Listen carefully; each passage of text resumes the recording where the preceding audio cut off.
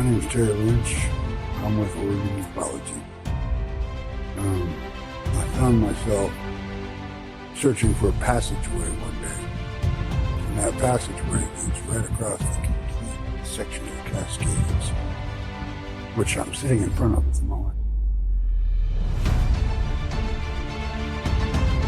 On top of one peak.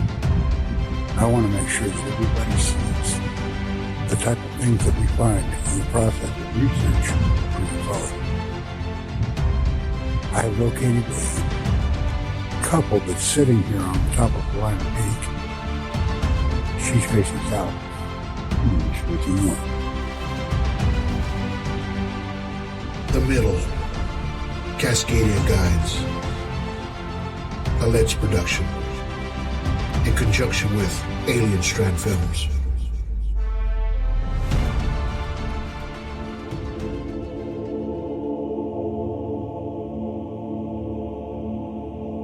Alien Strand Podcast.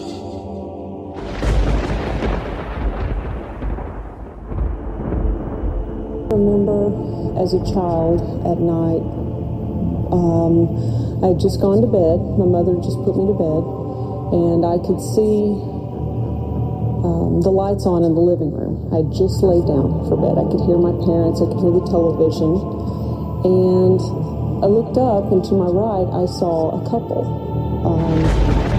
Very shadowy, very dark, in my bedroom. A man and a woman. And they started walking towards me. It's very frightening. I couldn't speak. I wanted to call out to my mother. I couldn't call out to her. I was just terrified. And right about that time, she walked into the room, and it appeared that she walked directly through the two people that were standing. We paused, like I said, the crowd paused for a few minutes and then carried on. And we went down the road to kind of make a path towards Lake Houston. And, I come up out the seat once we got some distance. And, you could feel the heat off of it even inside the car. Like I said, my grandmother, where she put her hands on the dash, but actually left her hand imprint on it.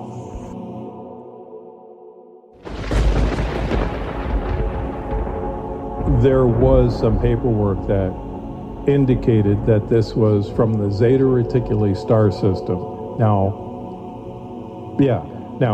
how they obtained that, I haven't the slightest idea. But it wasn't just from the Zeta Reticuli star system. It was what they called ZR3. So it was a third planet in that star system.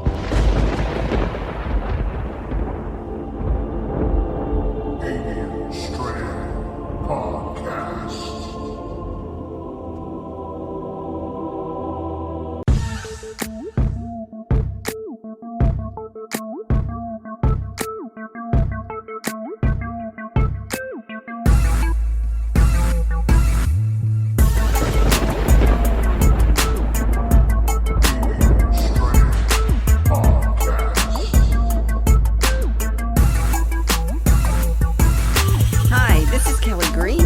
Executives, Coastal Bend, and Corpus Christi, Texas.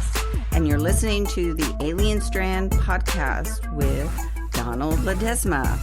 Buying or selling, visit me at kellygreenrealtor.com or visit me on my Facebook page, Kelly Green Realtor.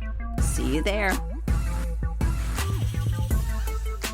Hi, everybody, and welcome to another episode of Alien Strand Podcast. I'm your host, Donald Ledesma, and welcome to today's show. Gonna be a fun one today as we start catching up to our little series on UFOs, right? But before we get going, I'd just like to welcome everybody to Alien Strand Podcast. You can catch us on 26 platforms, probably a little bit more now. And we're on iHeartRadio, Spotify, Spreaker, Deezer, everywhere you can think of, even your Amazon. You can ask Alexa there to play some Alien Strand podcast for you. And you know what? She will deliver the message and she'll get that podcast out for you, right? And you can also check it out on your Apple as well as your iPhone. So if you got a podcast app there on your iPhone, it's easy. Just look for Alien Strand, search button, and you'll see us there, okay? And I'd like to thank everybody for listening to the show, and it's growing, of course, every day. I mean, every time I look at the analytics of it, right, it's just, the countries are just, it's getting wider and wider range, to where the message of Alien Strand and all the stories and the knowledge that we're giving to people is spreading all over the world, and literally all over the world, right? And that's what we want to do, is just spread the knowledge, right? Give updates of what's going on. It's like it's a big learning process, right?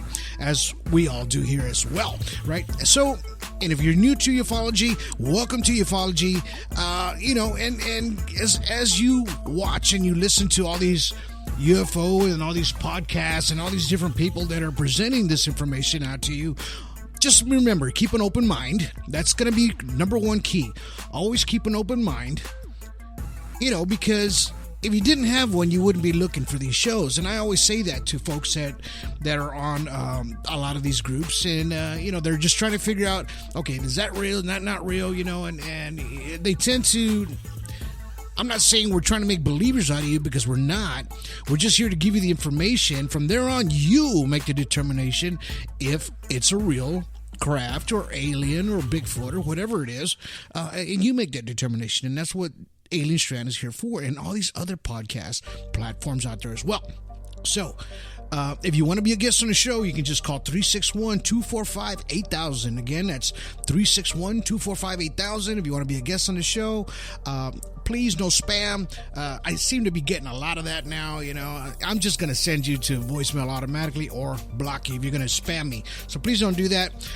This is a very, it's a hotline, man, for you guys. For you guys that want to get your stories out, get all the information as you can to folks out there, and that are interested in your stories, right? And that's what we're trying to do here. Is trying to get all that information out to everyone. So if you want to call, please call that hotline number. You can text on that number too, and I'll text you right back. It might take a little bit because we're always busy all the time, but I'll get back with you, okay? You can also go to, if you want to email us, you can do alienstrand@gmail.com, okay? alienstrand@gmail.com. You can catch us on YouTube, Facebook, Tumblr, Twitter, Instagram, and we do have an alienstrand.com. Check us out there. I have been doing some updates on that one. It was down for a little bit, but we got it running back up again. They were having some security issues, but we got all that fixed up. So now it's safe to get up on our platform. Go check that out. I think I just added my friend out there in Paul, Mr. Welborn out there in the UK. He's part of the Alien Strand team, because he does help out a lot of us out here, with Alien Strand. Talks to a lot of to Terry Lynch, a lot of us trying to figure out exactly what we're seeing in the skies, and he analyzes these things as well, with his his knowledge of things. Just because you don't have to necessarily go to school and be in college and everything like that just to know about ufology. It's just one of those things that you learn as you go, and you read. You do a lot of reading, research, and talk to people that are in the same field, so that way, you can, how do you say it? Just kind of, you can mesh together, and just talk about these things and work together and try to figure out what these things are. So, of course, here at Alien Strand, we love Bigfoot. I'm always throwing out Bigfoot out there, even a lot of jokes, that we throw out daily, just to give you a laugh for the day. They're on Facebook. Please like us there. As you're listening to this podcast today, if you see a little heart there or follow, please follow us. Please follow us. And you know what? And share these podcasts as well. If you didn't hear these past podcasts, I had number 73. It was called Far From Home with Dorothy Ray Story. So that one was about a podcast about a woman that was in her past life. There was some reincarnation there. And, she was part of some big pharaohs there, in her past life. And she was getting a lot of regression and a lot of these, images that were coming to her mind, So if you have a chance, check that one out. That's number 73, Far From Home. And then, I did number 72. That was about alien implants. That was a very important podcast. Check that one out. Of course, we have the middle, the documentary that we're going to be presenting out by the end of this year with Mr. Terry Lynch out there in Oregon. And we're going to head out there, as we get everything filmed and ready to go. We've got scripts going, we got people going. Please stick around for that, and I hope you guys end up watching this documentary, because it's very important, especially to the podcast. It coincides with everything I talk about, but you get to see it in a more visual aspect with somebody with the knowledge that they're actually out there, and you're seeing them just following them one-on-one, and getting all their information that they have as we put a lot of these puzzles together. So, like I said, I always love that everybody is listening to the show. And I know that, I did the number 75 UFOs Part 1. It might have got a little lengthy, but, I was just trying to get as much information as I could to you guys out there on that one podcast, So it's...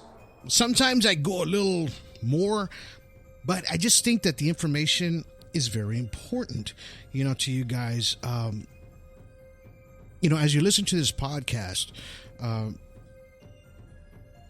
there's an app called Spreaker, Spreaker, Spreaker. You can download it on your phone and your iPhone. And if you download it, sign in, you'll see these things, my podcasts, all these Alien Strand podcasts, as they come out live, But I just want to make sure that you guys get that app, because we don't have the Alien Strand app anymore. But as I was talking about, Terry Lynch and everything that he does out there, and the past UFO Part 1 that I was talking about, I got into detail about, where they're probably originate and why we see these things, and the electronic magnetic fields that they have, and those things are really important, as a starting tool to know exactly what you're looking at in the sky, as far as is your camera picking them up, your video camera picking up these anomalies as they go across the sky. Now lately, a lot of people have been getting a lot of they're in these crafts that are flying over. They almost look like a swarm of bees, right? Or like a swarm of birds flying over. But these crafts are almost in a formation as they go across the sky, especially with this last red blood moon that we had. I believe there was an anomaly that was caught, and it's being shared all over the place. But I think that when these things happen, major events that happen in our solar system, that it kind of triggers these extraterrestrial crafts to, hang around a little bit more often, or kind of reciprocate the energy that comes off of these things that happen, phenomena, let's just call it that, right? Because that's what it is. That happens at an unnatural thing of our origin, because of the science behind, our space, right? The Earth, the atmosphere, our solar system. Everything is mathematical in numbers, and now we can pretty much tell when everything's going to happen. So, but a lot of these crafts, they come out in this time frame, a lot of the times, right? So, recently, we just had Congress. They decided to inform the public on UFOs, right? So now Congress gets involved again, and they're starting to say, okay, we're starting to see something in the sky. We don't know what it is. And you know what? You UFO enthusiasts out there, you're not crazy after all, right? Because that's all they used to call us, make fun of us. Hey, you guys are just crazy, you believe in a little green man, all that good stuff that comes along with the criticism, right? So now Congress is saying, okay, wait a minute. So you guys are not crazy. I guess we're not crazy either, because we're seeing these things in the sky. So Congress had this this hearing this past Tuesday, right, on unidentified flying objects, right, and but there's still no confirmation of extraterrestrial life. Still, what they're trying to say, they know these things are out there. They just can't really say, okay, yes, this is what it is. You know, and they still are scratching their heads as much as we are on everything, right? So, you know, testifying before a House of Intelligence subcommittee, so Pentagon officials did not disclose additional information from their ongoing investigation on hundreds of unexplained sightings, right, in the sky. But a director from the new task force to coordinate data collection with the government has officially labeled unidentified aerial phenomenon, right? So they're starting to say, okay, yeah, this is what it is. This is what we're seeing. And this is what we're going to call it in the books, pretty much, right? So Ronald Moultrie, the Undersecretary of the Defense for the Intelligence, said they're trying to destigmatize, right, the issue and encourage pilots now, other military personnel, to report anything unusual that they see. Wow, right? So what have we been doing for years? What have we been doing since 1947? Project Blue Book. You know, I read you all those stories that these folks were saying that they saw something strange in the sky. Now they're saying, okay, since you're a pilot, we want you to go ahead and just let us know what you're seeing. Now we're going to go ahead and record this in the books now. So we're not going to, you know, get you out of the military. You know, we're not going to say that, you know, to keep a hush hush anymore, because me personally, I just think that there's just too much out there already. You know, it's been disclosed already, man, about UFOs. And now, you know, the United States is finally saying, okay, yeah, there's something out there. Let's just go ahead and put it on paper now, because everybody is seeing it out there. Aren't we all seeing this? Yes, we are all seeing this. We're all recording these things. You know, it's just everybody was kind of banging their heads on this. You know, he says, we want to know what's out there, and we want to know as much as you, and we want to know what exactly is out there, right? What have we been trying to do all this time, as far as us, the public out here, trying to figure this out ourselves, right? You know, he just says, we get the questions, not just about from you. We get it from family, and we get it from them night and day. This is us, right? Tell them, okay, hey, man, what is this? You guys know already. What is these things in the sky? Nobody can pinpoint this yet. And these were the hearings that they had the other day, you know? It was all over the television, all over the news, all over the place where we can all see now.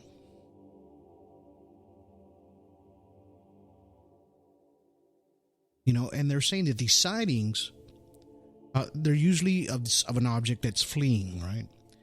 It says something appear for not more than an instant on camera,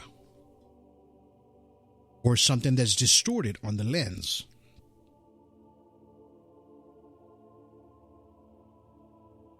You know, and they just seem that the government is to believe to hold on to additional technical information on the sightings that it has not been disclosed publicly, right? So you guys know what you're seeing in the sky. You have more numbers than we do, basically, but they're just not going to disclose everything, you know, and they're just trying to figure out. We just want to know exactly what they're seeing in the sky, because they said, look, it's not the Chinese, it's not the Russians, it's not other countries in the sky. So if it's not them and it's not us, then who is it? What is it? Where do they come from, right? What do they want here?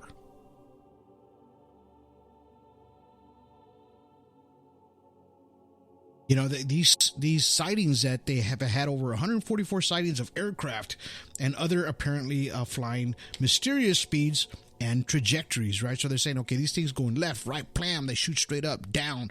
What are these things? This is what they just talked about live on television. Because they can't figure it out for themselves.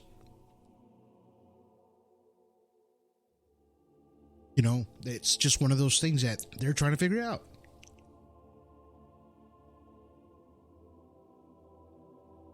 As we all are.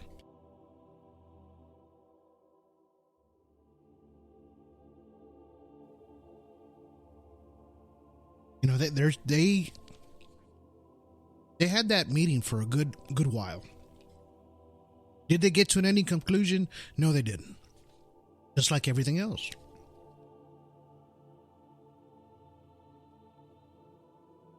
But at least we can say they did put it on paper.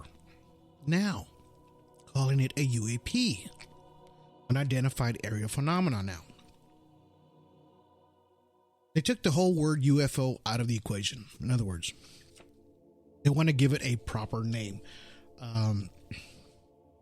which you've already heard my theory on that.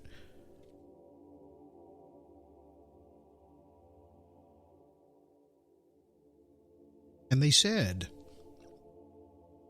Representative Andre Carson from Indiana, that we're willing to call investigators, right? And show that they are willing to follow the facts to see where they lead as far as this phenomena.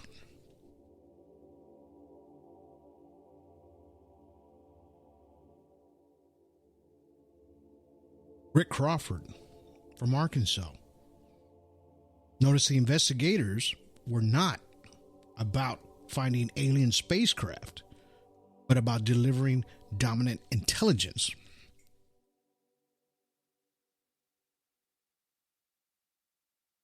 So they're just trying to figure out, of course, like I've just said, what these things really are.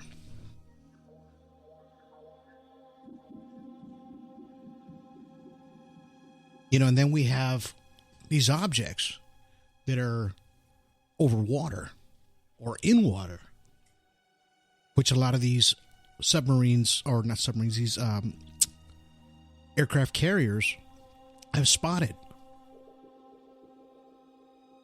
These orbs over the water, hovering for more than 3 hours, right, at times. They're called USOs, unidentified submerged object, but it's still unidentified because they can't figure out what it is. And of course, the definition, it's an unidentified object submerged in water. That is a USO.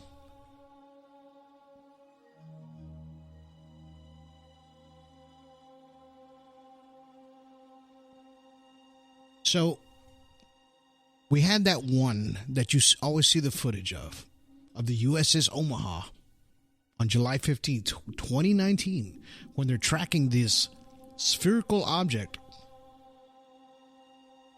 over the ocean. It says it hovered in midair and moved side to side like a ball, and like a ping pong video game, they said.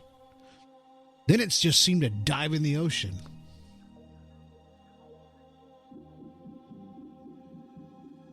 And this is video footage caught by the Navy, right? They did capture this footage. This is what we're seeing out there.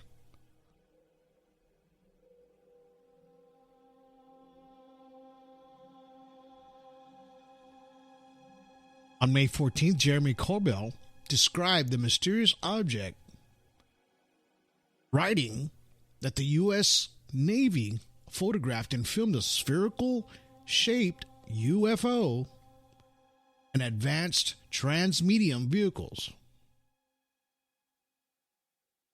Say that this craft can travel through air and water.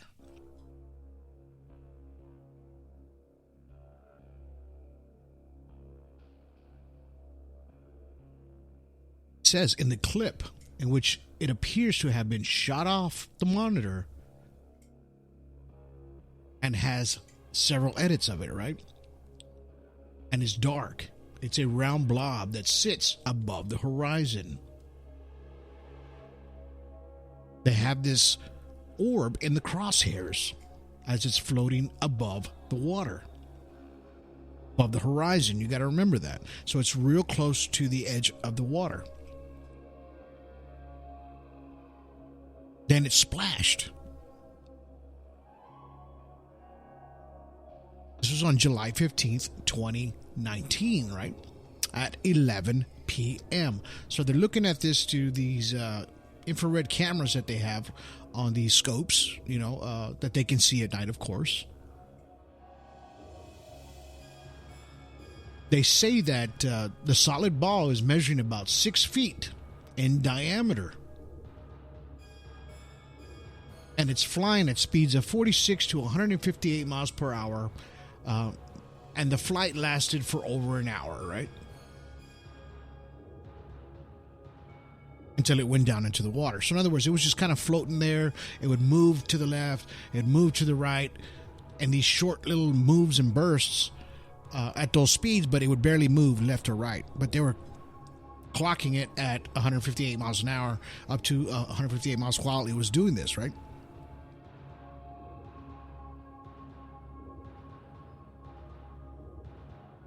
And they just couldn't figure out what this thing was. Of course, they've had reports of these objects a lot of times are floating over these aircraft carriers or military ships over in the middle of the ocean, in the middle of nowhere.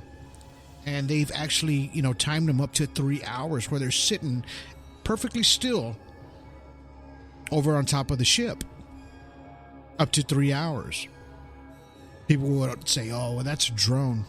How many drone batteries that's going to last 3 hours? I don't know about you, but my drone only lasts about 28 to 30 minutes in the sky. They have some up to close to 40 minutes, I believe, these smaller drones, but they can't fly very long periods of time and stay stationary that long. When most people always say, okay, that was a drone, or it could have been a drone.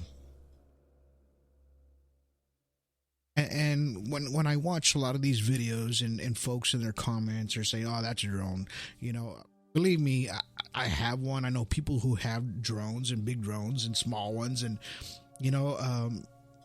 these drones, they have to have this blinking lights, red or blue or orange. And you'll always see it. It's going to flash in that same pattern all the time. Single pattern all the time. Now, when you know that it's a UFO up in the sky, these UFOs can mimic an aircraft blinking pattern, but you'll see a different pattern at times as far as the flashes, like 1, 2, 3, then 1, 1, 2, 3, then 1, or 1. And you'll see like a 1, 2, 3, 4, then 2. So these are the small details that you have to watch in the sky when you're watching these UFOs in the sky at night, especially in the evening or at night. So that way you can indicate that it's a drone. A drone's always going to go 1, 2, 1, 2, 1, 2, 1, 2. And that's what you're going to pretty much get out of the flash, out of the bottom, because they're for safety. And you're not supposed to fly a drone 30 minutes before sunset, right? Or 30 minutes before sunrise.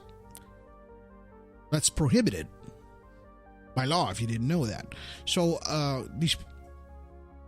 you have to, discredit a lot of these things that are in the sky that people are saying that are drones, especially late at night, 1 o'clock in the morning, 12 o'clock at night, high in the sky. They can't be up there. There's just no way, and if you don't think that it's an aircraft, there's apps for that. You can actually download to see if there's an airplane in the sky or going across, because the FAA has that app where you can download on your phone and see if that is the same spot where there's an aircraft. Or Starlink, right? People saying, okay, I see all these dots go across the sky. It's Starlink. There's an app for that too. You can buy that one. I think it's only like $2 a month or something like that, and it'll track every one of Starlink's satellites. There's a bunch of them up there in the sky. But these, what I'm trying to say is that there's things tools out there for you to actually just say, okay, that's not an aircraft, then what is it? It's not a drone, what is it? And these are the things that we're trying to figure out, exactly what they are. Especially at night. As we sit there and skywatch, we use laser pointers. If you're a CE5er, CE5 is a person that tries to communicate with alien craft or alien technology out there. They use a lot of laser pointers to try to get the attention of these crafts, and they do work. It does work. I've seen it. I think we've all seen it in these small documentaries on how the process works. And I do have a podcast on CE5s, and I'll teach you how to CE5 in that podcast.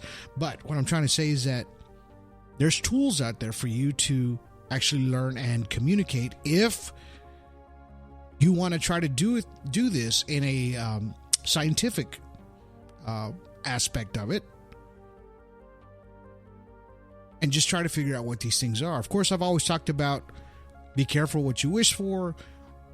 You might be attracting a bad one, because you never know. It's like playing the lottery.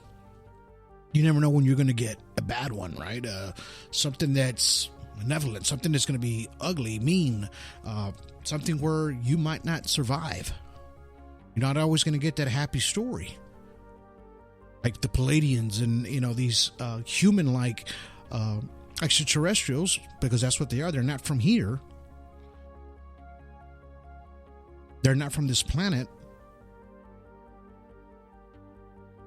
It's what sometimes we always think of what they are. Even grays. Grays are not the most friendliest things out there. You need to understand that. I do have a big podcast on the grays, and I get into detail on the grays. And this is a lot of the things that I do tell you in these podcasts is a lot of research through science, people that have communicated with these beings or these crafts. A lot of these crafts are alive. It's a living entity, right? And I've spoken about this over and over and over. And knowing what's inside these crafts, is the question. You never know what you're going to get, or you never know what you're going to see. And if you're lucky to see something up close, great. Get your camera out, get your phone. If you got a professional camera, put it on a tripod and zoom into that thing, right? Get yourself something about a 200 millimeter and higher. Anything under that, it's kind of hard to get it on film.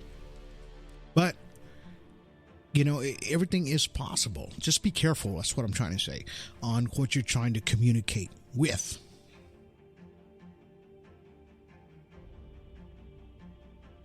Sometimes these crafts in the sky can be massive. I mean, we're seeing it in a different scale, right down here from the ground. If you're looking up to the sky, you'll see a bird, and it looks tiny. It looks like a speck in the sky. But not knowing the aspect of it, how big it is. When you see something large in the sky, now you got to remember. I don't know if you've ever been on a ride or on a tower, and you're on the top of a building. You're looking down, everything looks so tiny, right? But when you get down to the ground in front of it, or it's a car, you know how big it is. A lot of times, these huge crafts that they're catching in the sky, these things are going to be huge or massive in flight. And sometimes you're thinking, oh, it's just about as big as a bus. But you know what? It might be larger than that. It might be as huge as a massive ship. As an oil tanker, what I'm trying to say. And it's up in the sky. So these are the things that you have to look at in the aspect of the size of these crafts, how close they are, the lights that are blinking. And these are just, close encounters of the first and second kind. It's not even the third yet. They're just visuals. When you get close encounters of the third kind, now right there, you're already going to see an occupant come out of these crafts up close. Now, that would probably be something to see, but something to fear as well.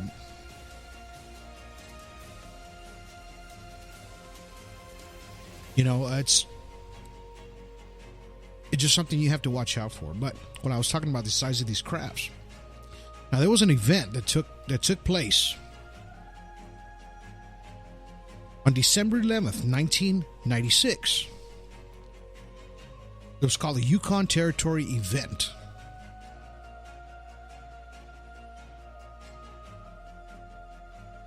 They say an enormous object,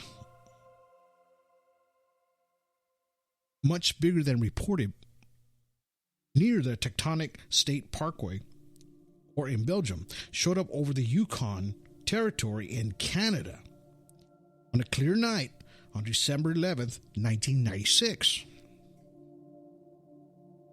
This object slowly, slow enough to have witnesses from different locations establish and record, and even recorded its path,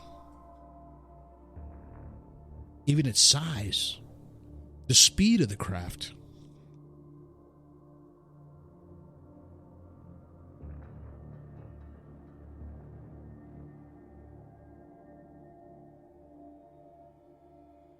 You know, over the Yukon, they said that the sightings covered a large part of the country. They said this craft was huge.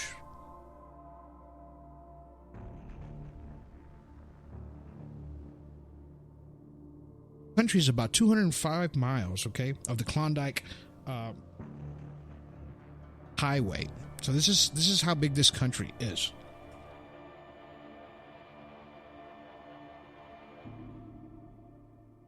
They said that they saw this UFO overhead, sometimes at a distance, but still it was low enough in the sky. They said at least 31 people off this highway near Fox Lake, north of the village of Comarax, Valley Crossing, and Mayo.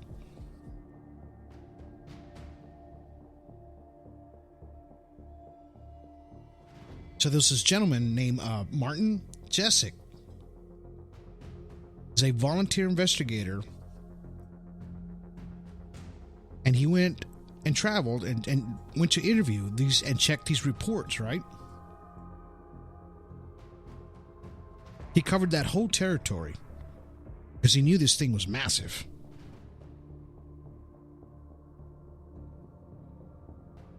You know, there was witnesses out there. He talked to witnesses, and those witnesses told him about other witnesses that saw it. So he collected individual reports on all these people.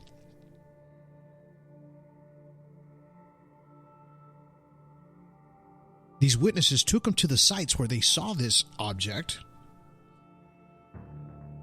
He asked for the positions of this object, the dimensions and estimates, at least. And he asked them to sketch this craft. As many people saw. A lot of the witnesses were willing to sign this document, what they had seen, right? By 31 people, you got to remember this.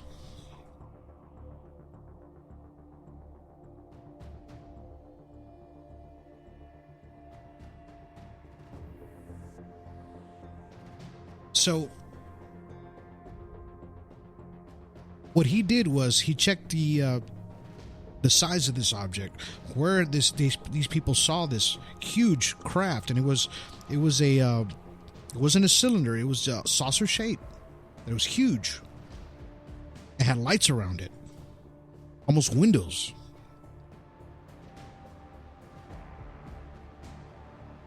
He triangulated it.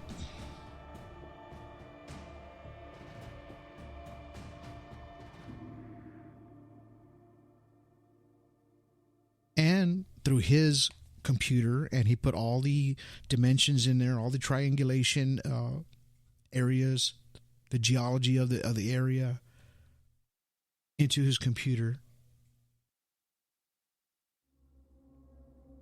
And the conclusion that he came out with the calculations of the size of this craft, was this craft was nearly 1 mile wide.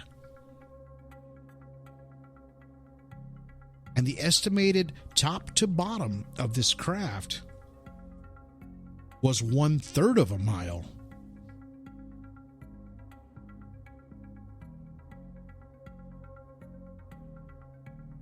A lot of the witnesses even said that this craft was hovering at least over 250 feet above the highway. And that's not very high. I mean, 250 feet, that's not high at all. So imagine seeing something this massive, 1 mile wide, 1/4 mile from top to bottom of this craft. This thing's massive, and it's floating above this highway.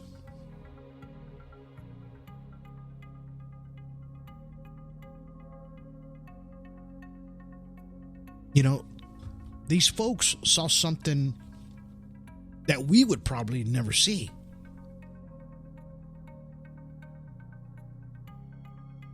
Something that massive flying in our atmosphere and witnessed by 31 people and was recorded, right?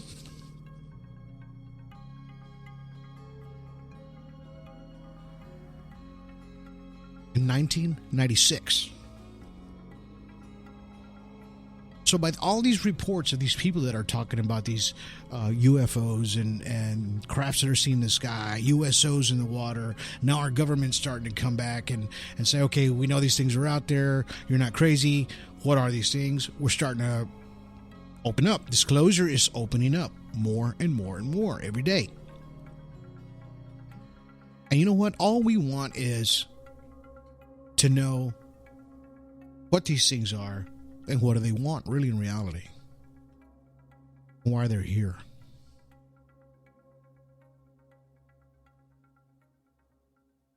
You know, we're always trying to figure these things out. As we're here on Alien Strand. Always trying to figure out, you know, what these things are. You know, I just hope that people are able to open up and give more disclosure on the information. I'm talking in these higher military personnel folks are able to disclose a little bit more information on if they have a craft, or so they say they don't, but hello, we know that. You know, on more information. You know, of course, we had all the information from Bob Lazar. He saw these things one-on-one, touched it, went inside the thing, you know, explained it, how it flew, everything. You know, element 115, when it changed to 116 as it got to the bottom of this craft, right? It's just, he explains this propulsion so well, is that how could he do this if he didn't see these things? And these are the things we're trying to figure out today. I'm so glad you guys stuck around to Alien Strand Podcast. It was my pleasure giving this podcast out to you today. Really, really enjoyed it. You know, I hope you guys got a lot of information from it, as I did. And, you know, if you did like this podcast, you know, hit a heart there, or a follow, share, you know, share to your friends out there. You know, get the word out of Alien Strand, you know, because we want people to learn as we go, you know, and like I said, if we have something that we posted on Facebook that you know that's not real or it's not, please give us an update. We'll change that. We'll give you the full credit for it. And, you know, because we want people to know exactly what they're seeing up in the sky, or we're trying to figure it out, or even with Bigfoot, right? Man, they've been catching some really good footage of that guy lately. But I'm sure glad you guys stuck around. Catch us on 24/25 platforms, YouTube, alienstrand.com, Facebook. We're all over the place. iHeartRadio, Deezer, Spotify. Click us a like there. Please subscribe. Go to our YouTube channel, and just the more you guys, talk with us and listen to the shows, the more information we'll get out to you. But thank you for for coming to the show and listening to the show, actually. And hopefully we'll see you on the next one. But until then, you guys have yourselves a good day.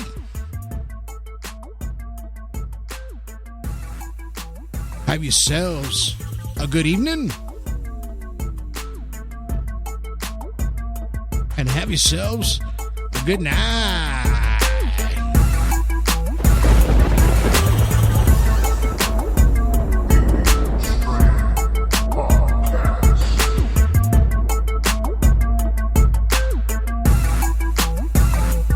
What's up, guys? This is Mike Beavers from The Theory, and you are listening to Alien Strand Podcast, the dopest UFO alien podcast out there. And if you want to find out about me, just go on YouTube and search UFOs over UFO or The Theory with Mike Beavers. Stay tuned, guys. Alien Strand Podcast.